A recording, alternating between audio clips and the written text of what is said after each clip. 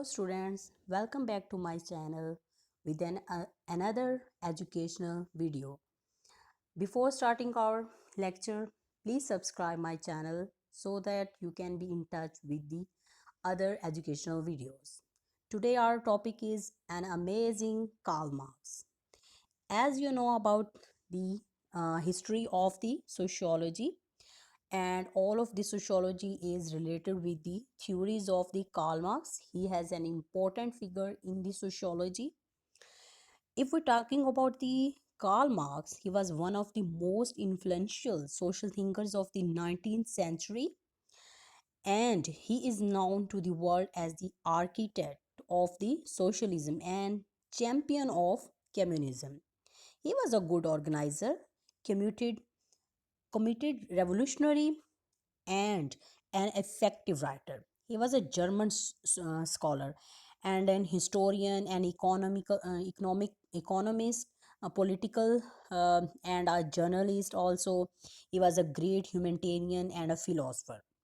Okay, he committed himself to the cause of an exploited working class and declared a kind of an intellectual battle against the exploiting rich or the capitalistic class.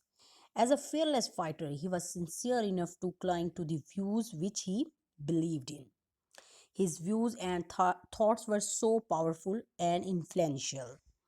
Okay, he was against the exploitation, he was against the rich class and capitalistic class. Okay, going to the our lecture, Karl Marx, that I have point on the important points of the Karl Marx. He is basically thought that man would someday create a paradise on earth. Yes, of course, he said that with their efforts and giving the equal rights to the classes of the society, people could create the paradise on the earth, that we will all someday live in brotherhood, sharing our talents and wealth. Okay, his writings have had an enormous impact on all the social sciences. His intellectual contributions to sociology includes, these are the main points of his theory: elaboration of the conflict model of society, specifically the theory of social change based on antagonism between social classes. Second point is the insight that power originates primarily in economic production. Third one is the concern with the social origins of the alienation. Alienation is actually is important theory that we will discuss in detail. Okay, first of all, we will discuss about his first topic, relations of the production. Okay, to Marx, the entire social system was based on the manner in which men relate to one another in their continuous struggle to wrest their livelihood from nature. When basic needs have been met, this lead to the creation of the other needs. Man is perpetually dissatisfied animal. He is actually saying that man could not be satisfied their basic needs. If they are getting the basic needs, that will lead to the other needs. The production of the new needs evolve when are found to allow the satisfaction of the new older ones.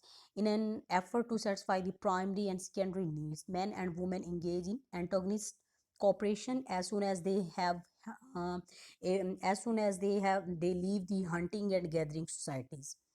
Antagonistic classes come into being because of the division of the labor. Okay, division of the labor actually creates the stigma and actually space between the two classes. Okay, Karl Marx has done so much work in the theory, and we can't discuss in one lecture. We will try to cover in the two lectures. That's why I'm saying that please subscribe my channel so that you can be in touch with the other videos. Okay. If we talk about the main contributions of the Marx, then we can say that Marx had nowhere called himself a sociologist. But if we study all of his theories, he was actually an economist. But his theory is relates to the social and society more. That's why he is called the sociologist.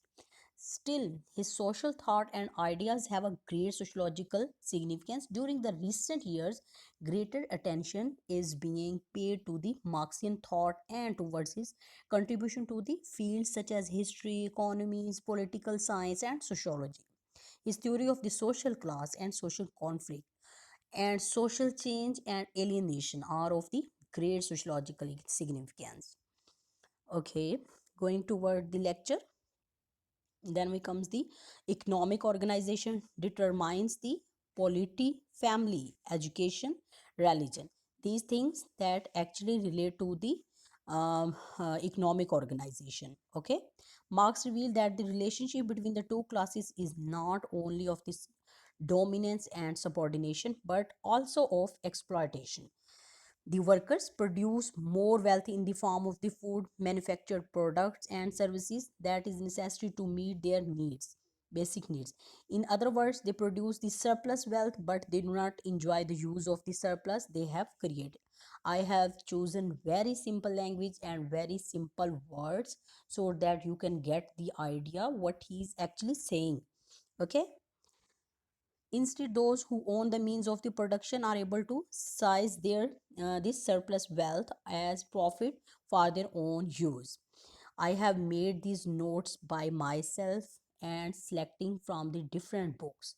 You can point down these and save these points because these are written in very simple language. Okay, he's saying that two classes are so much different that if the working class is actually making all of the products but they can't use that products because they have no right on that products, they are just a workers. All of the profit goes to their owner, goes to their rich class. Okay, from Marx point of view, in all of the stratified societies, there are two major social groups, a rich class and a poor class. Rich class exploits the poor class. Okay, the process of alienation is central to the Marxian theory of the social conflict. The economic exploitation and inhuman working conditions leads to the increasing alienation of the man. Okay, that results from the lack of sense of control over the social world. Okay, वो कह रहे हैं when they are actually in the condition of the conflict that leads to the conflict between the classes, that leads to the condition of the alienation.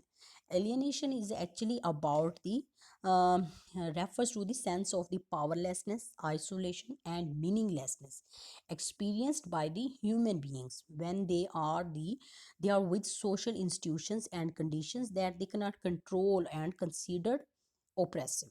Social alienation is a condition in which social reflected by a low degree of common values of high degree of distance are between individual and groups of the people and community.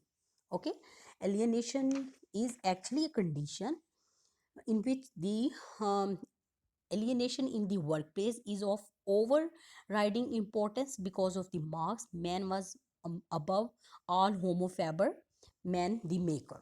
Okay, Marx believed that the capacity for labor is of the more distinctive human characteristics. All other species are objects in the world.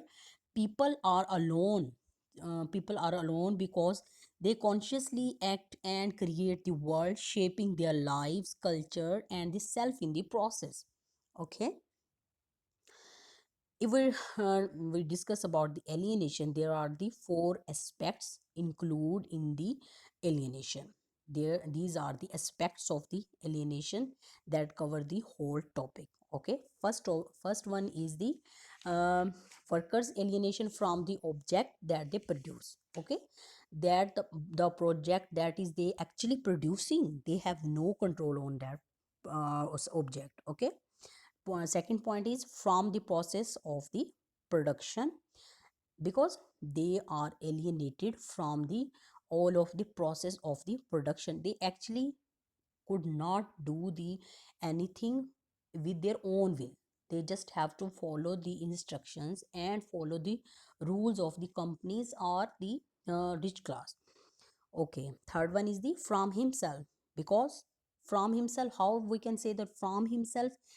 It is because when they are in the doing they are in the class, and they could not do anything with their own will. That's why they are alienated from themselves. Okay, from the community, and he is what amazing phenomenon. It is clear that when they could not do anything, they could not go with their fellow men, they could not live happily, they could not do whatever they want to do. Okay, actually, Karl Marx is saying that when two classes are come into being, they people behave according to their classes. Okay, men are born into the societies in which property relations have already been determined. Okay, these property relations in turn give rise to the different social classes, just as man cannot choose who is to be his father. So he has no choice to his class. Social mobility, though recognized by the Marx, plays no role in this analysis. Once a man is ascribed to a specific class by virtue of his birth, once he has become a feudal lord or industrial worker or capitalistic, his behavior is proceed by him. His values, his attitude, belief, behaviors, all are determined. The class role largely defines the man. In his preface to Das Kapital, Karl Marx has defined the social classes. Okay. So this is defined completely. If you if you like the lecture, please comment below. If you have any queries, comment in the last bar, so that I could be answer with you.